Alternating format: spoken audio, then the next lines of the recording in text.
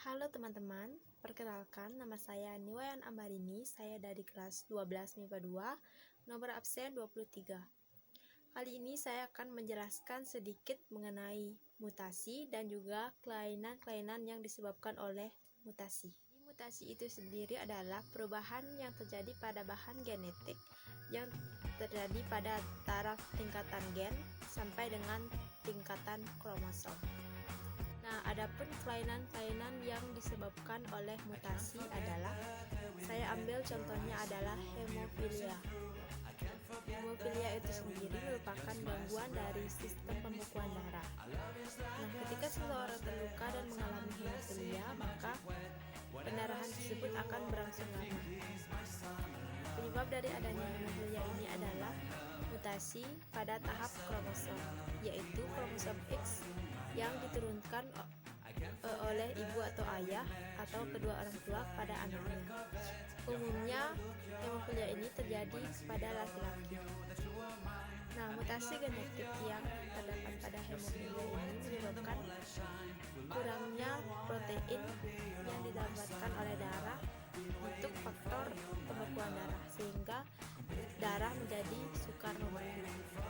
Pun tanda ataupun gejala yang terjadi pada penderita hemofilia antara lain adalah mimisan ataupun pendarahan pada hidung, pendarahan luka yang sulit berhenti, pendarahan pada gusi, mudah memar, pendarahan pada tinja ataupun urin.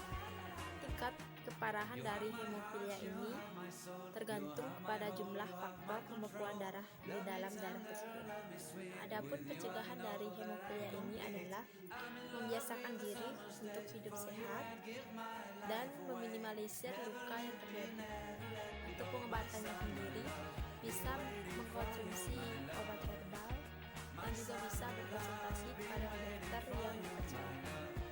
Pembelajaran yang kita dapat hari ini adalah kita menjadi mengetahui mengenai mutasi dan juga hemofilia, dan kita juga bisa mengetahui tentang semua penyakit akan bisa sembuh ketika kita giat dan juga bersikeras untuk sembuh. Membiasakan diri untuk hidup sehat bisa mencegah penyakit itu terjadi.